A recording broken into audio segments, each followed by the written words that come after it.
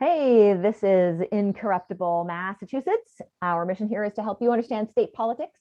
So we go over why it is so broken here in Massachusetts, what we could have in our lives if we fixed it, and how you can get involved. Joined by my amazing co-hosts. So Jonathan Cohn and Jordan Berg Powers. Jonathan, you want to introduce yourself? Yeah, I'm Jonathan Cohn. I've been active with progressive issue and electoral campaigns here in Massachusetts and based out of Boston. And I'm Jordan Berg Powers. I use he, him. I have been involved also in electoral and political campaigns in Massachusetts and work on issue campaigns. And I'm based out of Worcester, although our organization works statewide. I'm Anna Callahan, she, her, out of Medford. Although right now I'm hitting you from Minnesota, cabin in Minnesota. And yeah, very excited about state politics and fixing it. So great. Today we're going to talk about policing. There with the George Floyd protests last summer, there seemed to be a lot of momentum and a lot of public support around that issue. And we want to kind of come back to it and touch base a little bit and see if, where have we progressed, both on the local levels in Massachusetts as well as at the state level, and, to dig into it a little bit. So Jordan, I'm going to let you kind of come in. I think if anybody who has personal stories, I do, but I'd love to hear sort of any personal stories that you have first. I have too many personal stories. I think a lot about this. So my first interaction with the police was when I was 8 years old, which is the same age as my daughter. And that was the first time they asked me where I was going, if I had any pot in my pockets. This is the war on drugs time in the cities, in the early 90s, late 80s. And I have, there's so many times that I have had handcuffs or somebody tried to put handcuffs or tried to talk to me. And luckily for me, my father was a lawyer or is a lawyer. And so I always was able to talk my way out of it through my father. But not everybody had that luxury. Not everybody had that privilege. And so when I was, most of the kids that I grew up with, at least in my neighborhood, they were either, they were all touched by the police. They all either passed, unfortunately, or were incarcerated for some stint. And some time, very few of them made it without having that. And all of them had interactions with the police. And I can guarantee you that none of them did anything that were different than any kid, right? There was nothing about those kids that made them more likely or susceptible to interact with the police. And now as an adult, I drive a lot, or I used to drive a lot for my job. And so I was consistently on the roads and consistently in neighborhoods where I'm not from. And so I have had loads of interactions with the police in Massachusetts. I can tell you all the hotspots on I-90 and I-93 and all the places in the towns where it is really difficult to door knock or campaign while Black. So there's just an endless supply of stories. I'll tell you my favorite story about Worcester police, where I live. So I was walking my dog one day around my neighborhood, and like most cities, there's one-way streets, right? So one way, another way. And there was an old woman driving the wrong direction on a one-way, and I'm waving at her, trying to get her to stop, and other people waving, and there's a car coming, and she's like confused and all these things. And all of a sudden I sort of walk by it, it's sort of resolving itself. And at the end of the block is a police officer sitting in an open parking lot near my neighborhood. And he comes, lights on, comes straight. And I was like, oh, he's going to go help this old lady. And he stops in front of me and asks me what I'm doing and why I'm here and what's going on. And this is connected to one of the nice parks in town where I just walked my dog. And I was like, I moved around the corner. Like, what are you talking about? And I'm just like, there's a person running the wrong direction. No cop involvement. I'm walking my dog, and the police are asking me what I'm doing and what's going on, which is just par for the course. I think for most people of color, and especially Black men, unfortunately. Obviously, there's not a gender to harassment, but we know that Black men are more likely to be harassed. Just from the statistics. And so, yeah, as a Black man in society, there's a large Black man who happened to drive a Prius. This is all apparently very suspicious. Mm-hmm. Yeah. Jonathan, I don't want to leave you out of it. Do you have any? I I'll pass it on to you. I am fortunate enough and recognize the privilege of to not have had really many interactions with the police at all. And that is, again, that speaks in even like to the elements of privilege where, and I think it's one thing I noted before that, like, one thing that I always use as a token example of white privilege is if you feel comfortable jaywalking in front of a cop car, because like, I know that that's not like, if I do that, they're not going to do anything about that, right? And jaywalking shouldn't even be a crime. But it's something that is a very convenient pretext when they want to go up and harass somebody. Yep.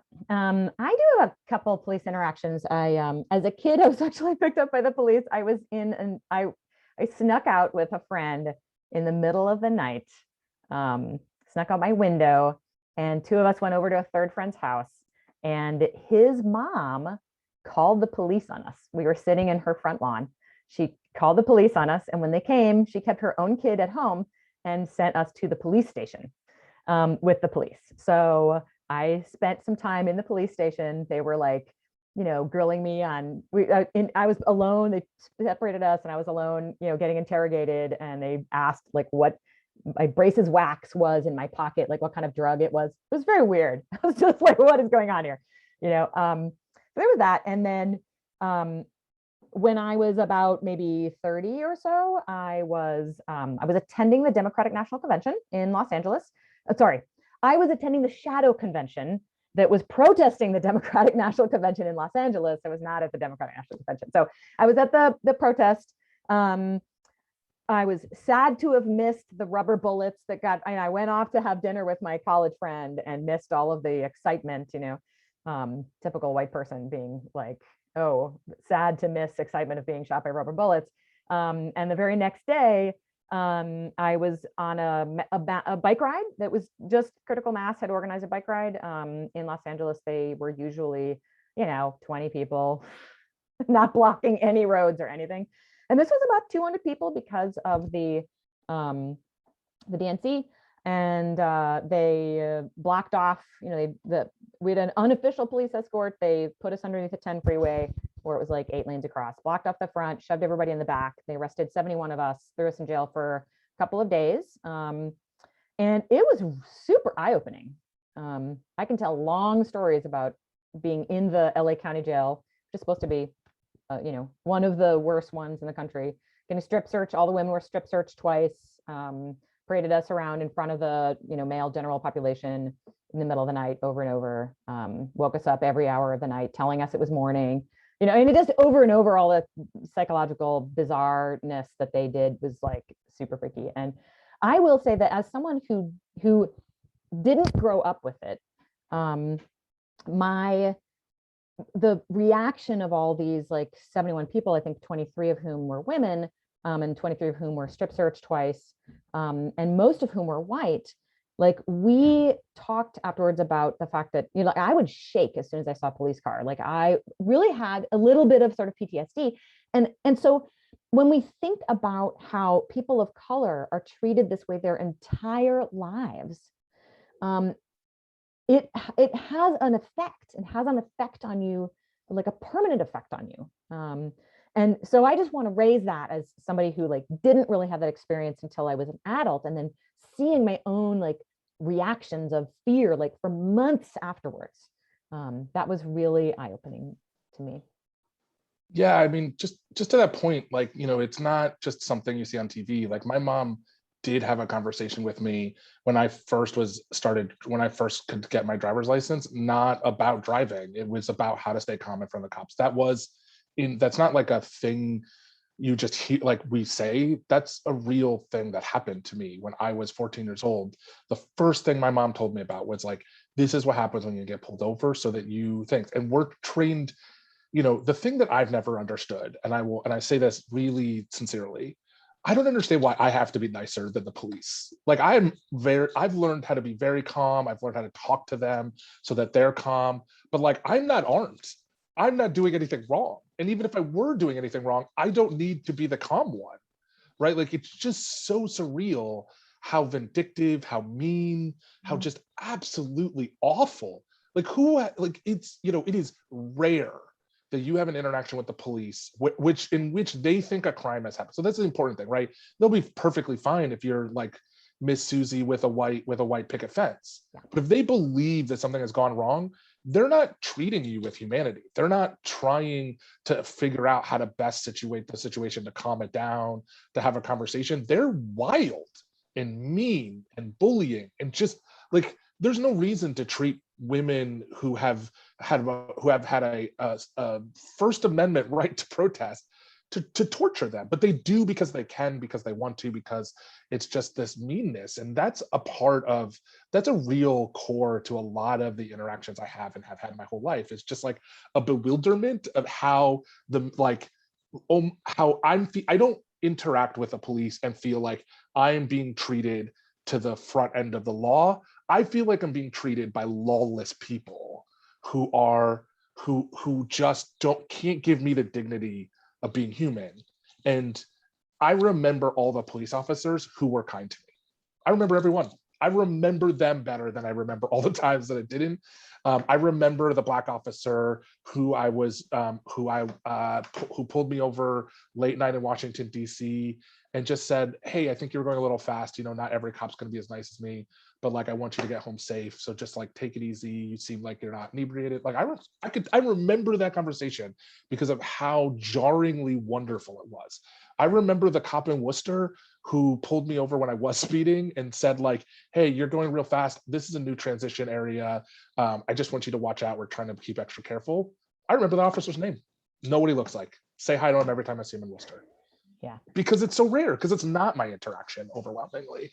Yeah. And it just speaks to the culture of the whole thing. And I think that culture, like, we talk about training and de-escalation, but the culture is a culture of escalation.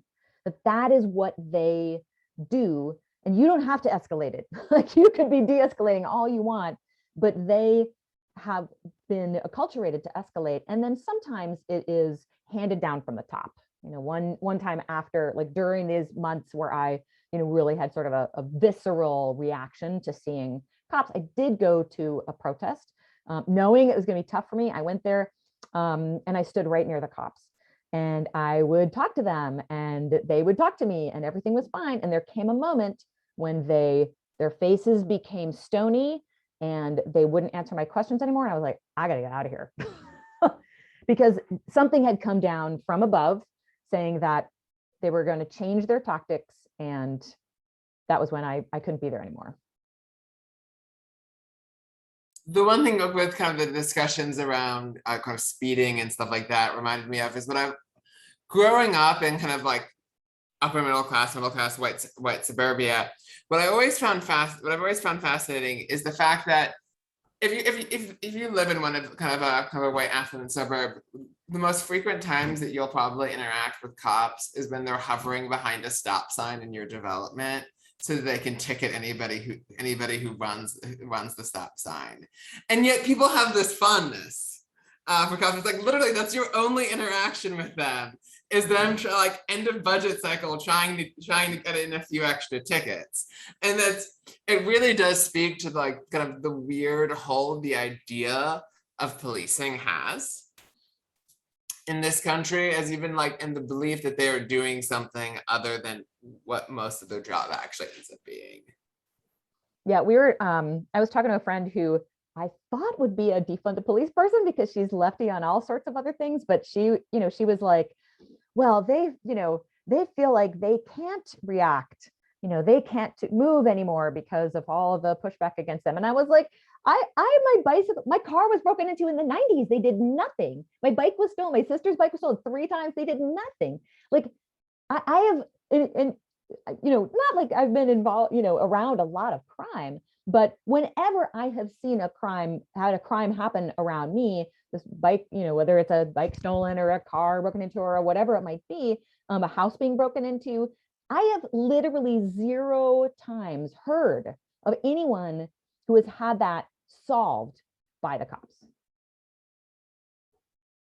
And this comes from, the part of this comes from our media, right? Like, so according to a couple of different studies, crime shows outnumber every other drama, subdrama, family dramas, medicals, anything, on broadcast nets of for all television, and it's made up anywhere from 20 to 40% of all scripted television programs in the last 2 decades of television, right? So you're talking about like, there is just this thing that we do where And it's they just nice solve and the neat. crime every time. They solve the crime. It's nice Every and neat. show. They have all these like gadgets, and that's just not the reality of policing in America. Most crime in America is never solved. Overwhelmingly, if you have a burglar, if you get something stolen, if you've been beaten, if you've been physically harmed, if you've been raped,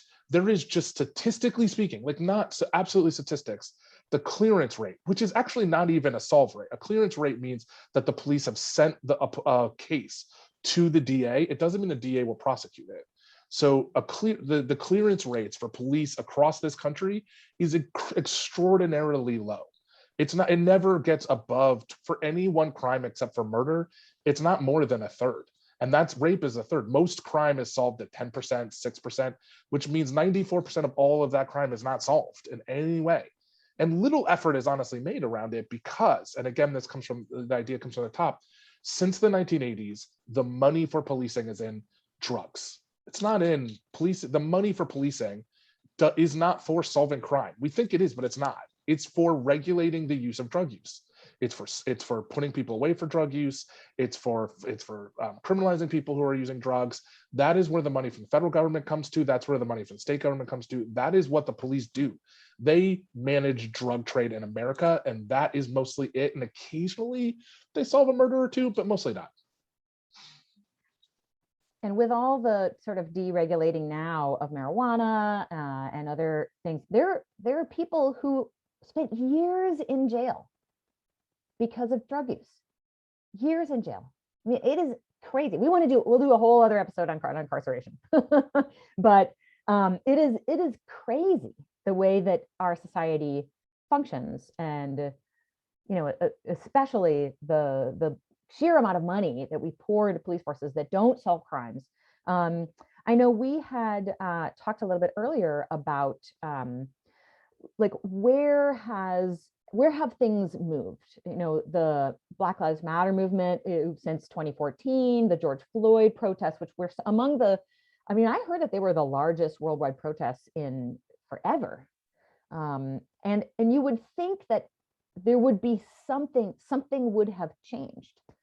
And I'd love for us to just talk a little bit about budgets, and whether that or anything else has really changed since the George Floyd protests. I also remember the Rodney King, riots in Los Angeles. I think a lot of this has escalated because of social media and the ability for regular people to see this. Honestly, that is what made me kind of radicalized, is that I saw it with my own eyes. And that is what is happening now. I think that as people see these things with their own eyes through video, that we're finally seeing mass movements to change this.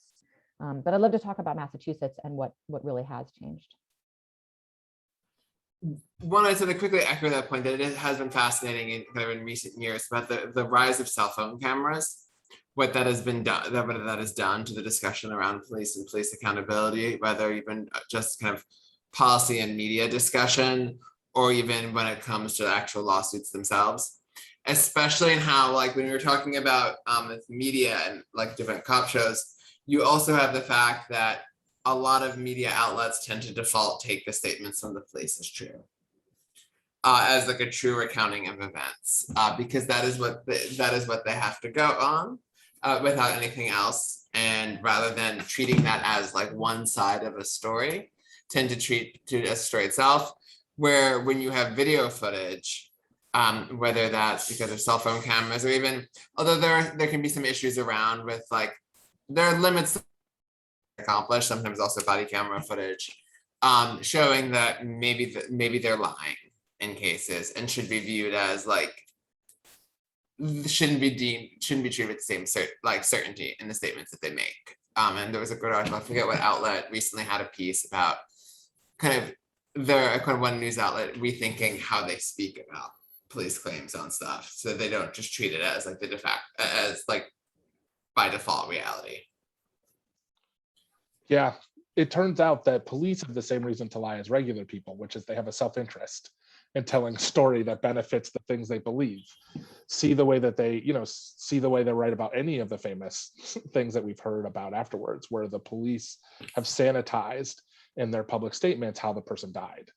And I think, the reason I think a lot about how they interact with us in our community is both because it says how if we're ever going to get to this place where, we're trying to solve crime or anything, how you interact is that, but also because I don't know, as somebody who regularly interacts with the police, if this is the time that their escalation escalates too far. And that's the fear that people of color have, that we always have to be perfect every interaction. And the more that we're sort of adjacent to white society or adjacent to poverty, those are the two places that you most interact with the police, the more that you have to be perfect all the time in interacting with the police. And so these spotlights on the killings is important because no one should die simply for interacting with the state. For no, like, there's nothing about interaction with the state that should be a death sentence. You don't get killed for stealing something. You don't get killed because you stepped on a street the wrong way or sped or anything. There's no reason to murder someone. You don't even get to murder someone because you think they murdered someone. You got to prove that they did it, and even then you shouldn't kill them. So like, we don't do that. Right? And then on top of that, it's always that we don't know if like going into a Wendy's is going to be the time that you get murdered. That's a parking lot of a Walmart. Weird, right? I mean, or in the inside of Walmart, right? Like inside of Walmart, right? Like, we don't know, and that sort of precariousness interacts with all of the times that we're facing with somebody escalating violence against us, even though we are not doing anything except existing. And so I think that's the crazy thing. And I want to say something else too, because this often gets talked about with people of color, and people of color overrepresent sort of deadly interactions, negative interactions with the police. But one of my favorite quotes from Michelle Alexander. So somebody came to a talk of Michelle Alexander, who wrote one of the definitive books, which everyone should read, about sort of Jim Crow and the modern slavery and our criminal justice system. And somebody asked Michelle Alexander, well, my son is in jail for like drug crimes, and he's a white person. Like, what do you say to me? And she said, look, these laws were put in place because of hatred of Black people and because of racism and the desire of politicians to use racism to win elections. But there's collateral. Whenever you have a war, innocent people always get killed. She's like, your son is innocent collateral damage. Of course they don't want, the system's not wants to send you away, but it doesn't care. If you're poor, it's going to treat you the same as if you're a Black person. It does not care if you're poor. It wants to get rid of you too. It wants to send you away. It wants to put you into a box, right? It's about managing the margins. It's about putting people who have drug addictions, who are undesirable, in their place. It's about telling people who shouldn't have hope that they shouldn't have hope, right? Like, that's what it's about. And it has consequences that range beyond race, even as its target is, of course, accentuating racism to win elections. And just quickly on that point, when it comes to like, the point talking about, let's say, like drug law enforcement, stuff like that, just reminded me of what I would often say when I was living in New York, is that if the NYPD's goal was actually to find and target the sources of like illegal drug use, they would be on NYU's campus and Columbia's campus all the time, and less so in Harlem, kind of places, because like, if you want to think about like the highest density of illegal drug use, it would probably be a dorm on one of the elite colleges in New York, because that's where people have the money to get stuff. But that doesn't really get prosecuted in the same way in which you have the weird dynamic again of like who has the privilege to like kind of break the law without consequences, in the way in which underage drinking is rampant on every campus, yet colleges kind of accept the fact that they can't enforce it, so they don't. So like it's this kind of acceptance that we're going to allow this like rampant law breaking, and the police are going to accept this rampant law breaking, where they would never have that same degree of lenience in other cases without the degree of like money and institutional protection. So I think that the thing to Anna's part about like, are we actually defunding, and how do we think about these things? I just want to say that one of the things that we talked about before when we were prepping for this that is of interest is just that like the police themselves used to not want to be involved in these things. If you would, before the sort of politicization, and I would argue the racialization, re-racialization of policing in our modern way, right? So when Black Lives Matter pops out, but you have people basically saying, we want to be racist towards you, so that's unacceptable. Black lives don't matter, because that is the opposite of Black Lives Matter. The opposite of Black Lives Matter is that they don't, and that's their belief. They don't, or at least they shouldn't as much as other people. That re-radicalized it. But if you had talked to people before those things popped up, just about like, should the police be showing up to homeless people? Should they be treating people who are should they be showing up to overdoses? The police would be the first ones to tell you that they shouldn't be a part of those things. You would go to public meetings and they would complain about being the people policing the ends of society, the people that no one wants to deal with, people who are really struggling. They were complaining about those things. Yet we still can't manage because of the ways in which people, racism is such a drug that people just live on and can't let go of, that we can't actually do it, even though they themselves say that they don't want to be involved in those things because it's not safe for them. They're not trained to do it. Yeah, we talked a little bit about the difference in having conversations before the George Floyd protests and after the George Floyd protests. And I had a workshop that I gave on police abuse of power, police brutality, and police abuse of power in a bunch of different cities across the country to mostly white audiences, mostly white progressive audiences. What I found was that people who would come into the room thinking that, the police are officer friendly and they're good and we need to fund them. And, why would we ever cut the police budget? It was a relatively short conversation to get those people to say, oh, well, okay, sure. Yeah, you're right. We should, reduce the police budget. That was not controversial to the audiences that I was talking to. And yet the defund the police, and again, I've had some conversations with people about defund the police as well, where I have like a relatively short conversation. A lot of people, I think, just totally misunderstand what that means.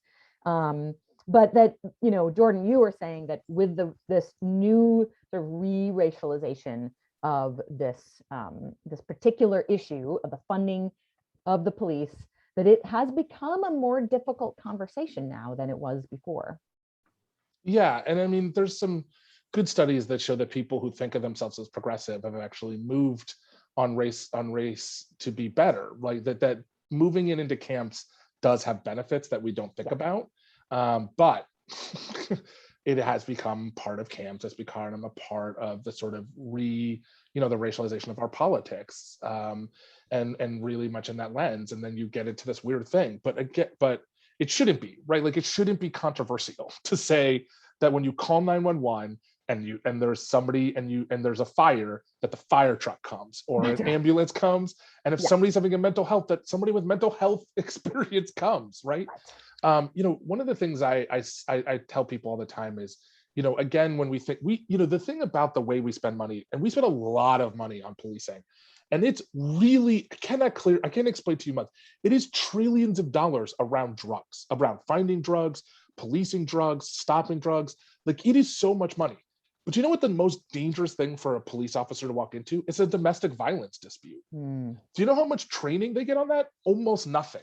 Do you know how much money is spent every year on figuring out how to de-escalate people who they themselves are in a crisis moment? Almost nothing. We spend nothing on that. Like, pennies on the dollar compared to how much we're spending on trying to find drugs and solve drugs. Right? Drugs won the war on drugs. We still, like, drugs won that war, but we're spending like we're in Afghanistan on it, right? Like, we just spend money at this thing. That's stupid. We could be spending money to do things safer, right? Like, we could be figuring out better ways to de-escalate situations. We could be figuring out how to make people safer when de-escalating domestic violence disputes. We could be spending money to make domestic violence less likely. Yeah, and Right? you're talking, yeah. Sorry, you're talking about all the ways, all the no-brainer solutions that don't send armed people into these situations that they're completely unprepared for. And then there's the other like pretty no-brainer argument that like, especially during COVID, city budgets have gotten smaller and smaller. And so other needs, community needs budgets have been slashed. So, you know, school budgets have been cut, housing, you know, budgets have been cut. Like you look at anything that the city spends money on, and those budgets have been cut. And yet we're still arguing about whether we should give more money to the police. Like we are all cutting, we got to cut the budget. And so this idea that it's, you know, somehow the police budget is sacrosanct and cannot be cut like all the other budgets is crazy.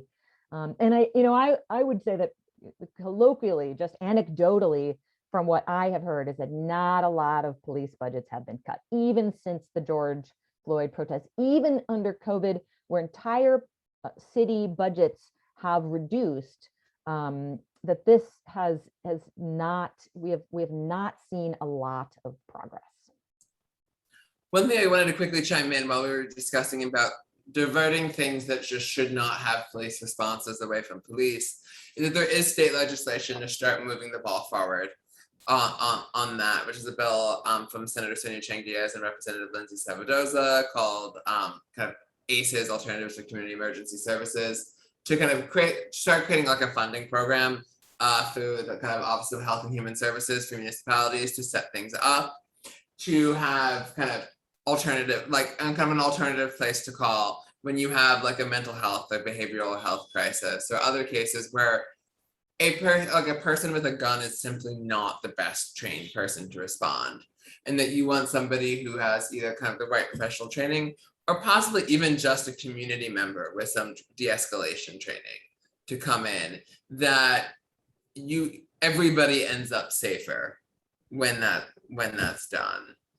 That, and kind of it connects to like the fundamental question of like, what are the calls that shouldn't even be getting to the police in the first place, as when the number one way to reduce negative interactions with the police is to reduce interactions with the police. Yes. Yes.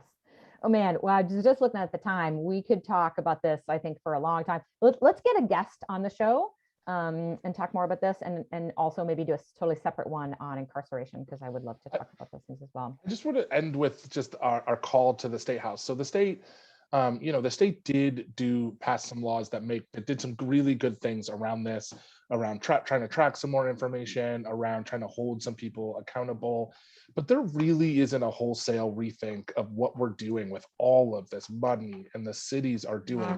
Most cities, their budgets are policing and busing of kids. Like that's most cities' budgets, or at least towns in Massachusetts, a little bit of education and other things from the state. And we should just do better. Like this system does not make sense. And we know it doesn't make sense. People who are experts know it doesn't make sense. And we're asking the state house to just stop doing the easier things, which is to barely touch these issues, but to actually dig in to like some of the research and some of the things to find solutions that make sense around these issues, because this isn't rocket science, right? Like it's stuff that we now have 20, 30 years of data around, both are failing to tackle these issues correctly, and also, the current system doesn't make sense. And it leads to just a total, harassment of regular folks on a regular basis. I have endless stories of negative interactions. I have a few positive, but it's just, it doesn't, cradle to grave interactions with the police just does not make sense for somebody as boring as myself. I think our listeners would disagree that you're boring, but probably agree with everything else you say. And on that note, thank you both so much. We will be off next week for Rosh Hashanah, and then we will be back to you the week after that. Thanks so much, everybody.